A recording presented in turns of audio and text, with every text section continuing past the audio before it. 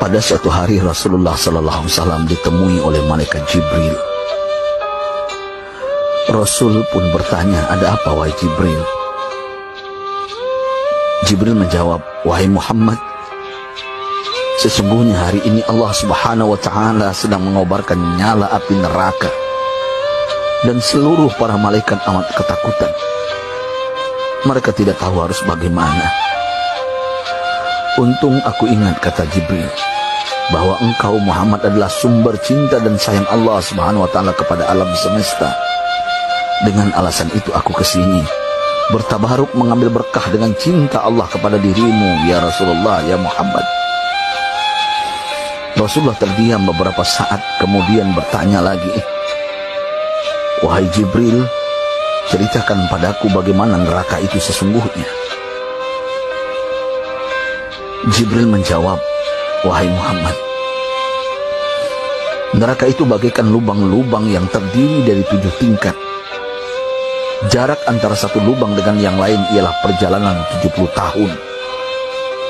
Lubang paling bawah adalah lubang yang paling panas."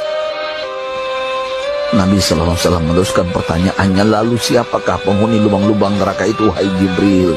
Sampaikan kepadaku, Jibril."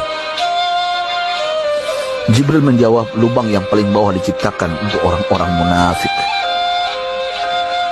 Lubang yang berikutnya untuk penyembah berhala, lalu untuk penyembah bintang dan matahari."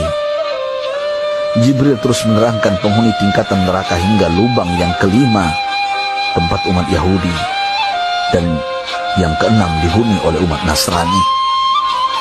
Setelah menjelaskan penghuni 6 tingkatan neraka, Jibril diam cukup lama. Rasulullah SAW penasaran dan bertanya kepada Jibril, "Wahai Jibril, siapakah penghuni neraka yang ketujuh?" Jibril diam saja tidak menjawab.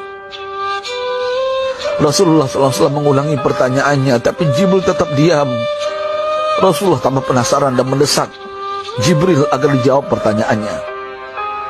Akhirnya Jibril pun berkata, "Umatmu, wahai Muhammad, mereka itu para pelaku dosa besar di kalangan umatmu, yang dimana sampai mereka mati belum sempat bertaubat." Mendengar jawaban Jibril, Rasulullah langsung jatuh pingsan. Jibril merangkulnya dan meletakkan tubuh baginda di atas pangkuannya. Tak berapa lama Rasulullah SAW sadar dan langsung menangis bersimbah air mata dengan terisak-isak. Rasulullah mempertegas pertanyaannya, "Wahai Jibril, apakah benar ada di antara umatku yang masuk neraka?"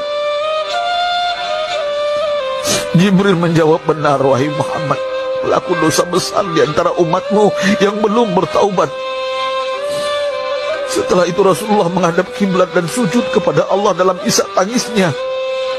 Sesekali dengan suara pelan beliau membisikkan kata-kata, "Ummati ya Rabb, ummati, ummati, ummati." Beliau SAW tidak mengangkat kepalanya dalam keadaan seperti itu selama 3 hari 3 malam, kecuali setiap Bilal bin Rabah mengumandangkan azan, barulah beliau bangkit untuk menjadi imam, dan setelah itu kembali sujud lagi. Pada hari ketiga Abu Bakar menyadari hal ini, beliau mengetuk pintu Rasulullah dan mengucapkan salam 3 kali, namun tidak terdengar jawaban. Abu Bakar sedih dan berseru di hadapan pintu Nabi besar Muhammad SAW, "Apakah ada jalan untuk masuk ke rumahmu ya Rasulullah?" Tetap tidak ada jawaban. Di jalan Abu Bakar bertemu sahabat Umar. "Mengapa engkau menangis, wahai Abu Bakar?" kata Umar. Abu Bakar menceritakan keadaan Rasulullah SAW. Maka Umar pun melangkah menuju rumah Rasulullah dan terjadilah hal yang sama. Umar pun pulang dan menangis. Di jalan Umar bertemu sahabat Salman Al-Farisi. Dengan terisak Umar bercerita kepada Salman hingga membuat dia amat sedih, namun tidak berani mengulangi hal yang sama. Salman melangkah menuju rumah Fatimah radhiyallahu anha dan menceritakan hal itu. Setengah berlari Fatimah menuju rumah ayah tercinta dan mengetuk pintu sambil mengucapkan salam. Mendengar suara lembut putri tercinta, sejuklah dada Rasulullah. Beliau bangkit dari sujud dan membuka pintu. Alangkah terkejutnya Fatimah melihat Rasulullah, ayah tercinta, amat kurus dan pucat. Fatimah memeluknya lalu menangis. Wahai ayah, apa yang terjadi? Mengapa engkau amat sedih seperti ini? Rasulullah kembali menangis dan berkata dengan suara lirih, wahai Fatimah, belahan jiwaku, bagaimana mungkin aku tidak sedih sedangkan Jibril mengatakan akan ada kelak umatku yang akan masuk neraka. Subhanallah, betapa besar cinta Rasulullah kepada kita umatnya. Sahabatku, Rasulullah mencintai kita.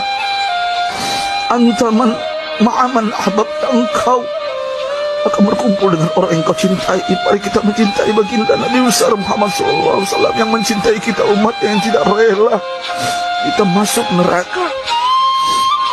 Mari kita mencintai beliau dengan berselawat. Sahabatku, sampaikan, Rasul mengajarkan kepada kita, man dalla ala khairin falau mislu ajri fa'ili. Siapa yang menunjukkan kepada kebaikan, maka dia akan mendapatkan pahala seperti orang yang mengerjakannya. Mudah-mudahan ini menjadi pahala jariah bagi kita.